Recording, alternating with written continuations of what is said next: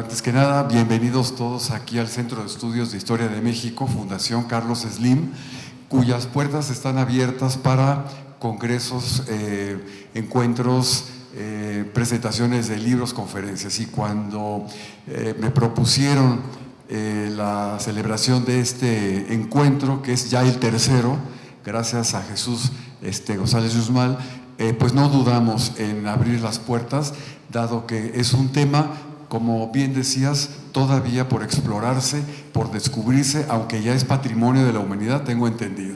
Entonces, son miles de kilómetros que hay que explorar. Estas discusiones académicas ayudan a la difusión de todo lo que se ha venido realizando y sobre todo tomar conciencia de uno de nuestros grandes patrimonios en México, orgullo no solamente de México, sino de América. Así que bienvenidos todos. El Centro de Estudios, al mediodía, cuando hay una pausa, voy a dar una pequeña visita para que también vean lo que hay aquí, los grandes tesoros, tanto bibliográficos como documentales, sobre la historia de México, donde en muchos de ellos está presente el Camino Real. Muchas felicidades a los organizadores. Va a ser una jornada muy interesante, muy larga, pero de mucho provecho para seguir entendiendo lo que es este Camino Real que llegaba hasta las fronteras de la Nueva España, lo que actualmente es Nuevo México. Así que felicidades a todos, bienvenidos y empezamos.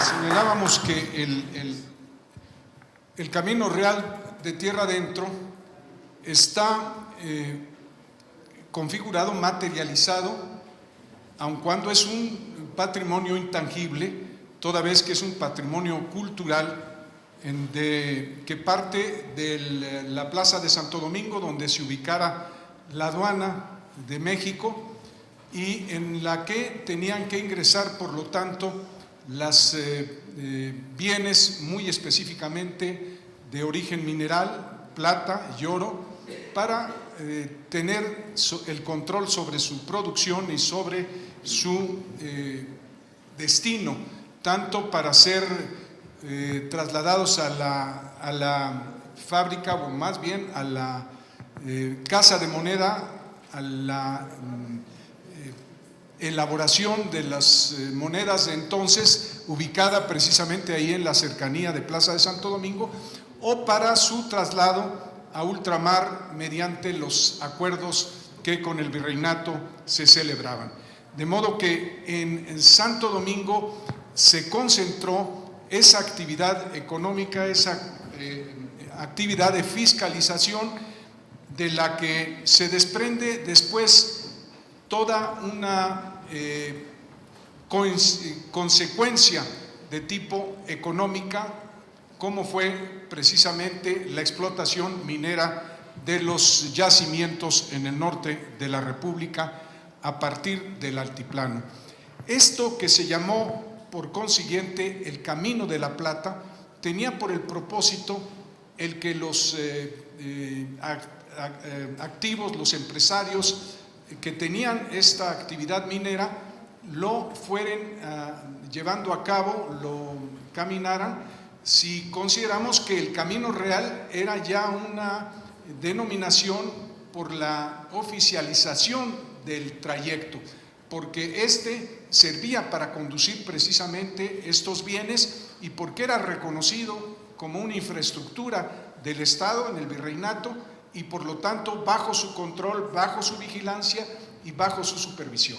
Ahora, el trayecto directo de Santo Domingo a Santa Fe, Nuevo México, es un trayecto que, si bien es central, es troncal, tiene muchas bifurcaciones y derivaciones a otros caminos alternos que finalmente coinciden en ellos.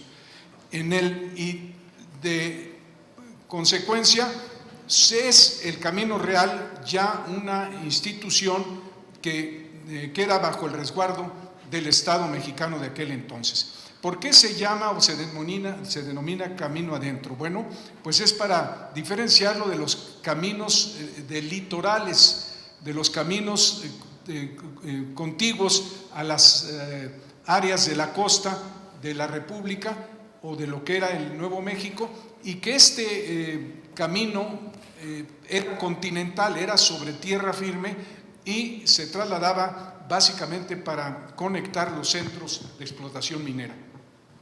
Sin embargo, la historiadora Clara Bargellini ha denominado quizás con más precisión como el camino de las misiones. ¿Qué quiere decir? Que si la motivación originalmente hubiera sido económica, también lo es que fue evangelizadora.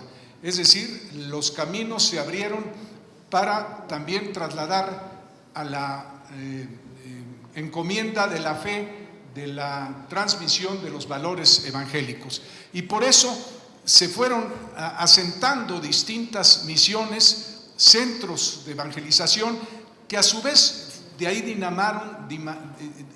dinamizaron la difusión cultural en lo que se refiere a los valores religiosos y a los conexos que constituyen o conforman la identidad del país, de la nación.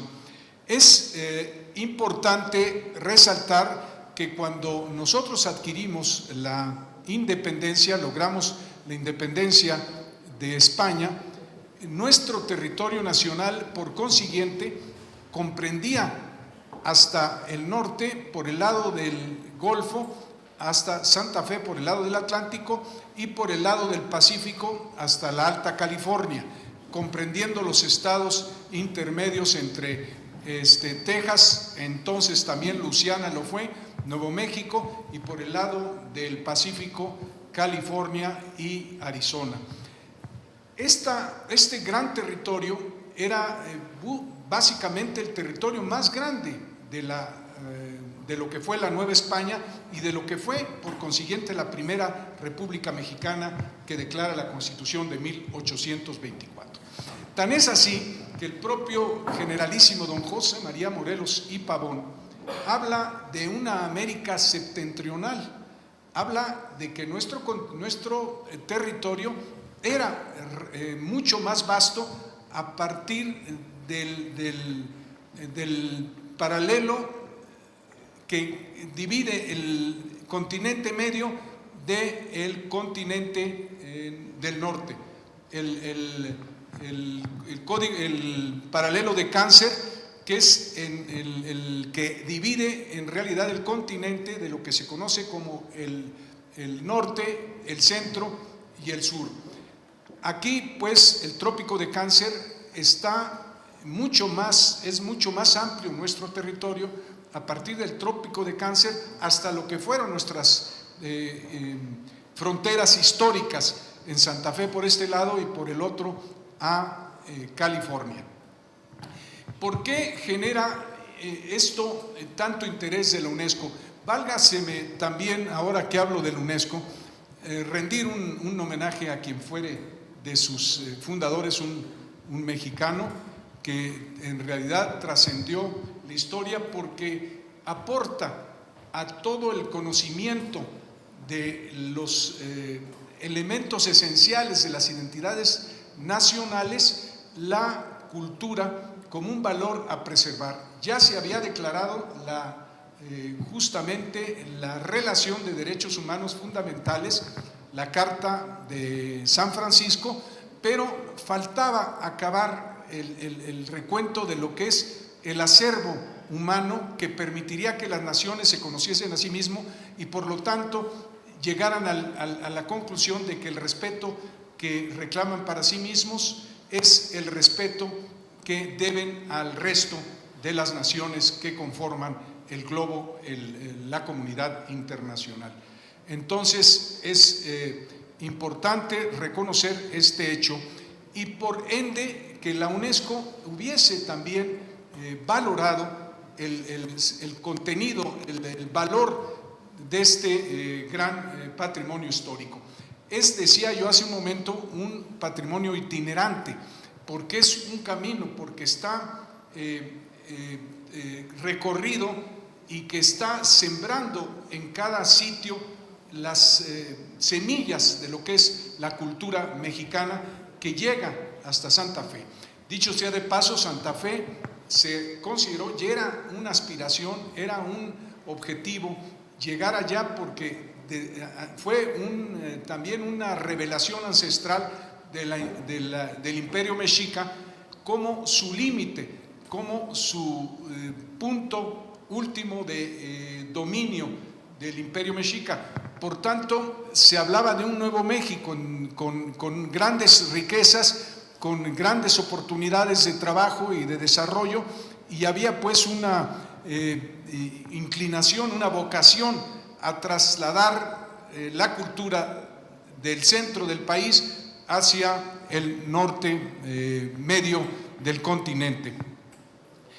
Fue don Pedro de Oñate quien en 1548, él era zacatecano, tenía actividad minera y emprendió, por inspiración de los franciscanos, que ustedes saben en Zacatecas tuvo sus bases más firmes, que se trataba de evangelizar, se trataba de colonizar, se trataba de seguir la influencia de México al norte para no perderlo. Y fue en este tenor que salió con 700 hombres de San Elizario, en el estado de Texas, que es un pueblo contiguo, que fue una misión y que fue un pueblo contiguo a lo que hoy conocemos como El Paso, Texas, y que se llamó Paso del Norte, y que también hoy nos lamentamos que en ese sitio, en donde la cultura mexicana tiene tanta raigambre, se haya dado el suceso que hace apenas unos meses nos conmovió por esa masacre inexplicable de México norteamericanos que conviven pacíficamente en este sitio.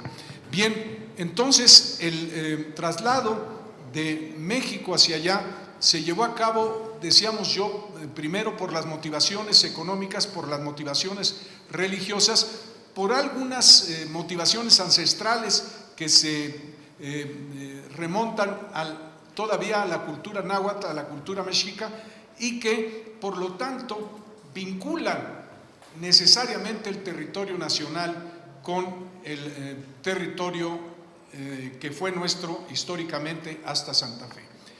Es hoy relevante reconocer este acontecimiento porque se ha discutido en relación con el famoso muro cuáles son las fronteras entre México y los Estados Unidos. Si nuestra cultura, si nuestra idiosincrasia, si nuestra identidad nacional llegó hasta aquellos confines, es evidente que una frontera artificial como el Río Bravo es una geografía impuesta, una geografía no original, no natural, que se nos ha impuesto por la sucesión de hechos históricos ocurridos. Vamos a dar la bienvenida al maestro Saúl Uribe, que nos acompaña. Él es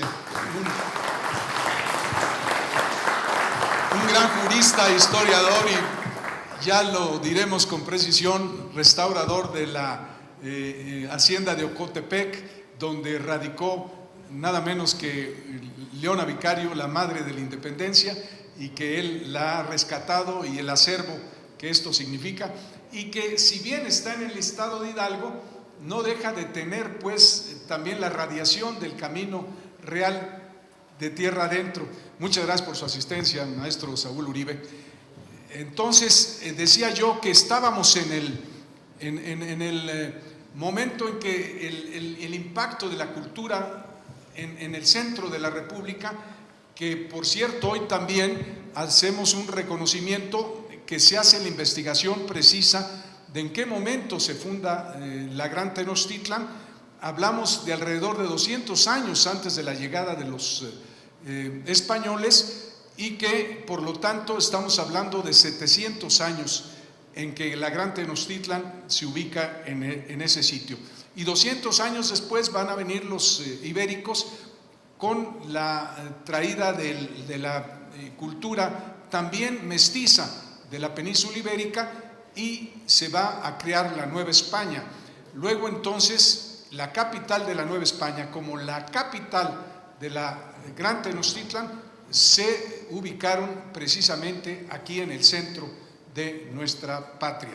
Y de aquí dinamó al centro, al norte, la cultura que se fue haciendo sincrética, en cuanto que fusionó las culturas autóctonas locales con la de la península ibérica, y generó lo que también ya conocemos y que hoy nos distingue como una nueva nación mestiza, un México que tiene esas dos vertientes de origen, la española y la mexicana. Es cierto que en el momento,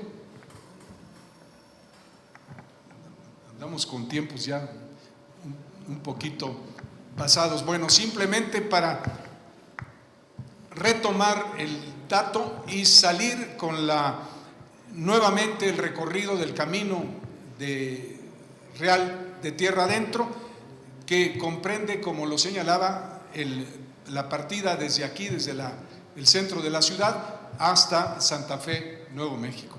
Y como ya aquí nuestra coordinadora nos está haciendo señales, le voy a pasar la voz precisamente a la doctora Graciela Mota para que nos continúe con este conversatorio.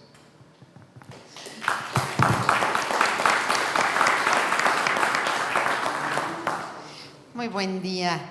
Me da mucho gusto estar con ustedes. Además, agradezco a todo este fantástico comité organizador que después de que estuvimos en los sueños, ¿verdad?, veíamos esta capacidad de organizar este tercer evento, ser una gran oportunidad para dar un giro a la luz de pues qué es lo que implica los grandes retos y las grandes posibilidades. Yo brevemente trataré de hacerles una introducción general. Ya ahí en pantalla pues ya nos estamos dando cuenta que tenemos 2.900 kilómetros, no sé si los más importantes, pero verdaderamente muy dinámicos, muy estratégicos para todo el desarrollo del territorio nacional. Por tal motivo, quiero en primer lugar dar algunos datos que nos permiten marcar fundamentalmente el territorio y a partir de aquí comprender un poco cómo se fue desarrollando el camino para también ubicar por qué este gran camino se vuelve el primer itinerario cultural de América. Y el enorme reto que ya había sido en aquel entonces concebirlo como itinerario cultural al involucrar a 11 estados de la República, nada más ni nada menos, cuáles son las grandes posibilidades que desde aquel entonces veíamos y cuáles son las grandes limitaciones que están impidiendo que esto pueda ser una realidad. Por eso la última parte de mi discurso va dirigido a cuáles son las carencias y cuáles son las posibilidades y cuáles son las obligaciones.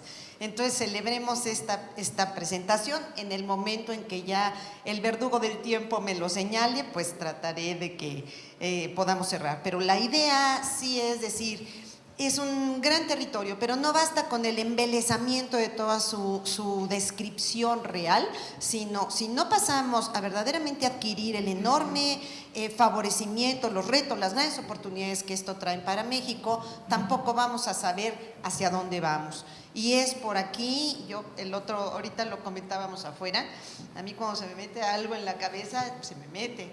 Número uno, el patrimonio puede sacar a este país integralmente. Y número dos, el camino puede dar un giro tan extraordinario en términos de las grandes oportunidades y la gran misión, que ahí está mucho del futuro. Entonces, pues esto es lo que yo les quiero platicar. Por tal motivo, la composición territorial del camino, es importante concebir un itinerario cultural, es un camino, no puede ser sin camino. O sea, es muy importante cómo las cartas internacionales se han, sobre todo, fijado en la vía del camino, porque a través de ese camino ha entrado, ha salido, hay intercambios, hay flujos y hay impacto en medio de toda una serie de zonas. Por tal motivo estamos hablando de cordilleras, de altiplanicie y de sierra transversal, en la cual fundamentalmente ubicamos a los estados de Zacatecas y de San Luis. A partir de aquí, el enorme flujo que empieza a enmarcar el desarrollo de toda la minería en México va a generar todo un impacto no solo comercial, sino también de transformación y de mestizaje. La enorme influencia, podríamos decir que no estamos hablando de la zona fuerte de Mesoamérica, sino estamos afianzando lo que van a ser las culturas del norte, o sea, Aridoamérica, y esto va a generar un proceso de mestizaje diferente al que se da en el sur, y desde ahí es tan importante recuperar también ese México prehispánico que poco a poco adquiere mayor influencia, sobre todo en toda esta relación con todo lo que sería la zona también Aridoamérica, toda la zona de las arquitecturas de tierra, todo este enorme flujo que le va dando un sentido de integración a la parte norte del continente americano. Es interesante entender que para que ustedes vean la magnitud de impacto que tenían los flujos mineros a nivel de la Nueva España, pues es increíble cómo el flujo minero no nada más va saliendo de México, Tenochtitlan, Nueva España, ya, sino cómo va creciendo en una ruta que va enlazando con un impacto impresionante tanto toda la zona norte, no nada más al paso de Estados Unidos, sino de aquí, lo que van a ser los grandes flujos, migraciones, influencias culturales de México, de América, hacia el Atlántico y el Pacífico. Por eso es muy importante que ustedes pudieran irse imaginando que para dar el desarrollo infraestructural a estos grandes flujos, evidentemente en términos de catalogaciones tenemos edificios, empedrados, haciendas, puentes, una diversidad de lenguajes, de desarrollo, por ejemplo, de la medicina, de la tradición oral, del lenguaje, de la música, de una serie de conceptos que van de la mano a una forma de apropiación del medio ambiente, de la naturaleza, a todo lo que serán nuevos sistemas de irrigación y nuevos elementos que se van sumando al desarrollo de la minería. Por tal razón, durante 300 años, toda esta serie de intercambios fue impactando al desarrollo de pueblos, de villas, de una serie de sitios que fueron transformando no nada más el desarrollo de la arquitectura, sino el desarrollo de una cultura, quizá por condiciones tan hostiles muchas veces, el clima. Por ejemplo, es muy simpático ver, por ejemplo, esta enorme cultura que en Chihuahua se empieza a desarrollar con los vaqueros, ¿no? Cómo se va desarrollando los otoles, el mezcal, ahora que está tan de moda, ¿no? Cómo toda la condición que va acompañando a la minería también va acompañando a esta medicina tradicional a través por ejemplo, el mezcal curativo por si te pica un alacrán o si te...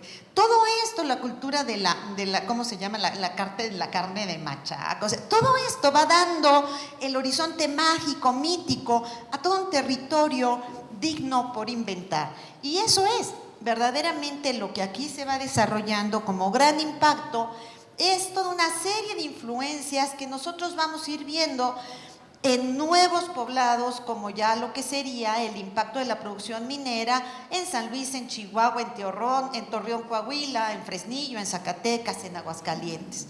O sea, ese vergel en el cual la cimentación de Mesoamérica se daba en lo que era la zona centro, el Bajío, va a tener una influencia sumamente interesante en la transformación de la zona norte del país, que además se va vinculando con lo que serán los movimientos independentistas, la reforma. Hay mundos que se van transformando, que se van encontrando y van dejando su huella, su propio testimonio. Por tal motivo, vamos a tener un halo extraordinario de monumentos, de archivos, de obras de arte civil y religioso, de manifestaciones musicales, de festivales, de danzas, la cultura gastronómica y las tradiciones orales también con esa transformación de una arquitectura que logra la mayor de las culminaciones en el sincretismo de América. El tema del mestizaje que se concreta en el barroco va a adquirir a lo largo de todos estos grandes caminos una transformación del barroco, del churrigueresco, hasta lo que va a ser. Miren, aquí les quise poner algunas imágenes de altares, de arquitectura, que nos va dando de esta exuberancia, de esta riqueza que lo vamos a ir atravesando desde Querétaro, bueno, desde la Ciudad de México, Querétaro, pasando, por ejemplo, tenemos acá a Zacatecas. Aquí tenemos este barroco extraordinario zacatecano de la cantera rosa. Nos va a ir acompañando también mucho de la arquitectura industrial acá en Durango, ¿no? O sea, tenemos esta otra zona que además con los ríos, con otra topografía, va a adquirir toda una espacialidad acompañando estos sueños de pobreza, de riqueza, que a su vez van también atravesando esta nueva forma de apropiación, de la evangelización, de todo el sistema de las misiones, y que de ese barroco extraordinario se va desarrollando una nueva forma arquitectónica también de la fe, o de la fe y de la forma arquitectónica. Frente a esto, ¿qué tenemos?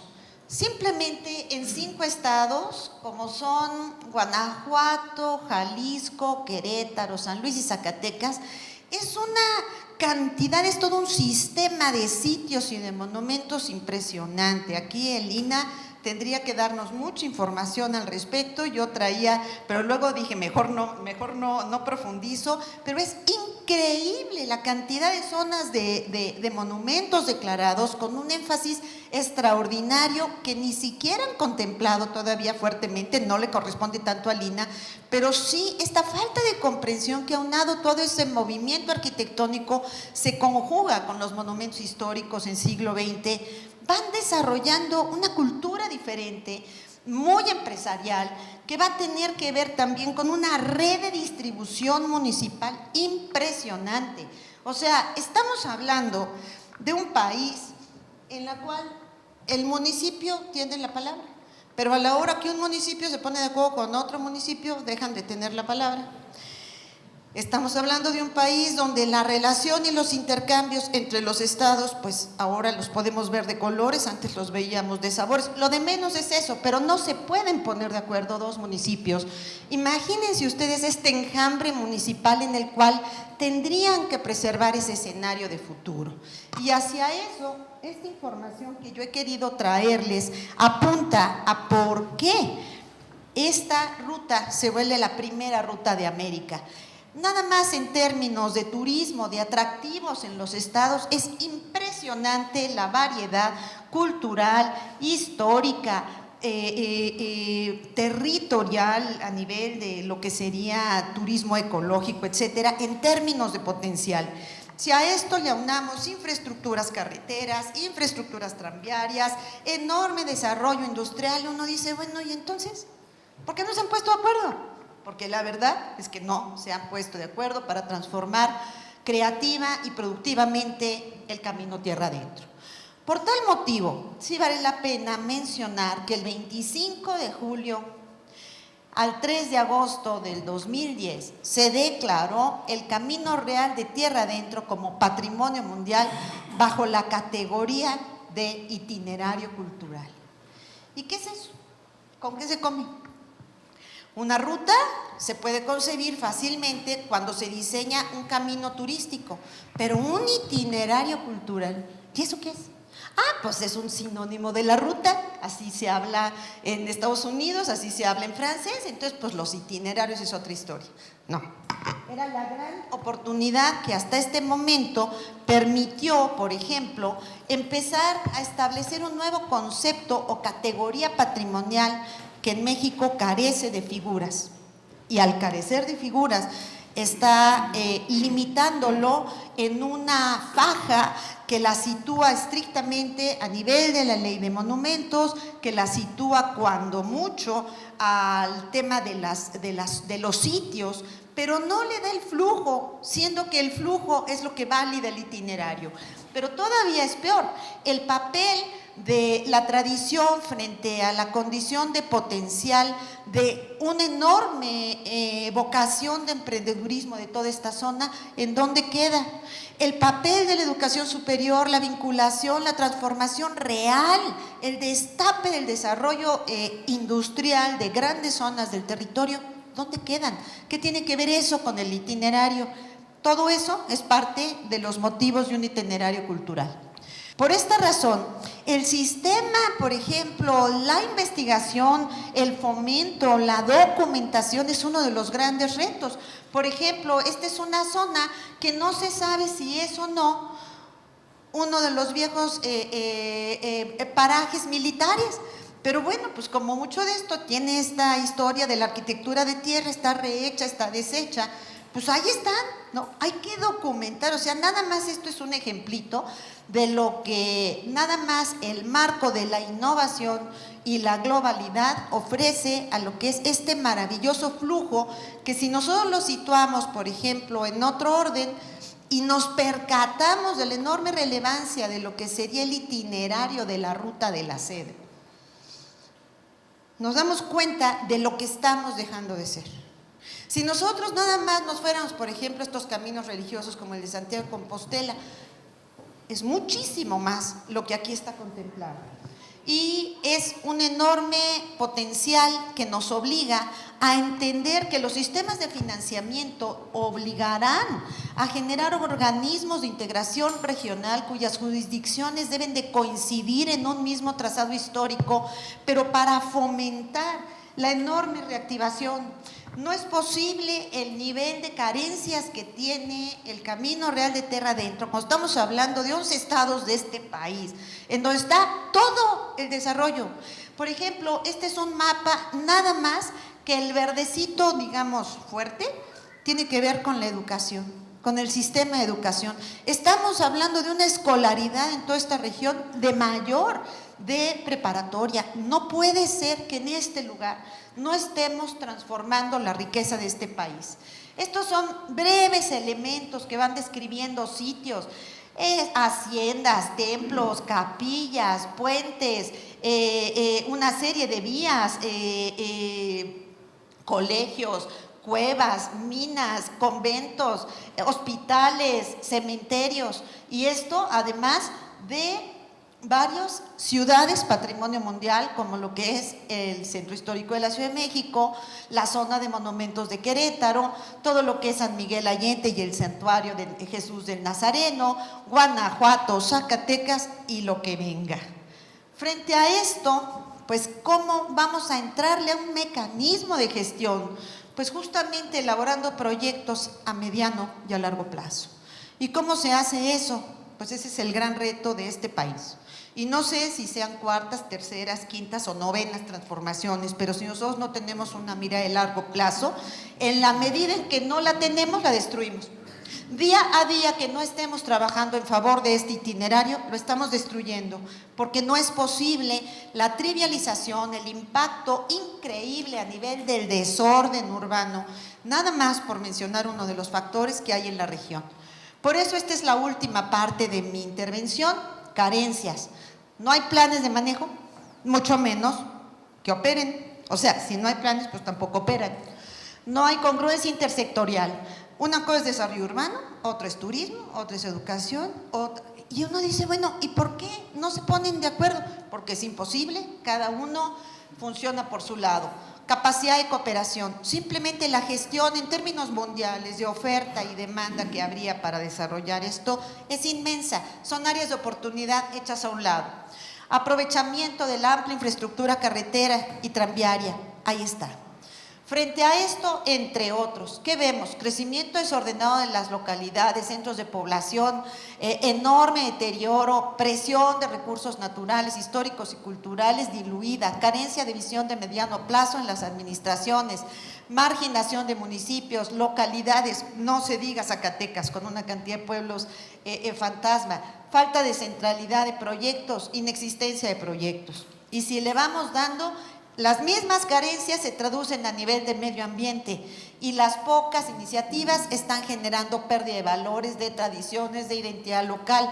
Mejor somos del norte, no queremos nada con la cultura de los tacos, mejor nos vamos a la carne asada y compramos en McDonald's. Y toda esa enorme riqueza que hay ahí. Frente a esto, entonces, no hay un involucramiento de la sociedad porque no hay comprensión, pero tampoco la tienen los diputados, tampoco lo tienen los legisladores y yo diría que tampoco los partidos políticos. Frente a esto, entonces, estamos ante uno de los escenarios donde la mediocridad del pensamiento, la falta de visión y la falta de comprensión de lo que es un itinerario cultural puede destruir la gran mina de oro de México. Por tal motivo, a nivel de turismo, caramba, el mecanismo del desequilibrio frente a la falta de regulación empresarial turística es uno de los grandes puntos rojos. Así que, ¿cuál podría ser un área de oportunidad? Hacer convenios, generar los planes de manejo en su conjunto, generar una nueva cultura, de la cultura del patrimonio cultural y de los intercambios mutuos, generar nuevos aspectos de uso y de desuso que nos puedan ayudar a promover valor agregado. Yo insisto que así como Napa Valley existe, pues en México podríamos tener, aunque no es parte del camino, simplemente con Valle de Guadalupe grandes posibilidades, pero ahí tenemos toda la zona de San Luis, bueno, desde Querétaro, Zacatecas, que son zonas de vid, y finalmente el marco de un desempleo que lo único genera es mayor enojo. Por tal motivo, o reactivamos zonas de influencia, la modernizamos, la rescatamos y la salvaguardamos, o estamos en riesgo ¿de qué? No nada más de que no pase nada, sino de que también nos pongan en riesgo a nivel mundial. Muchas gracias.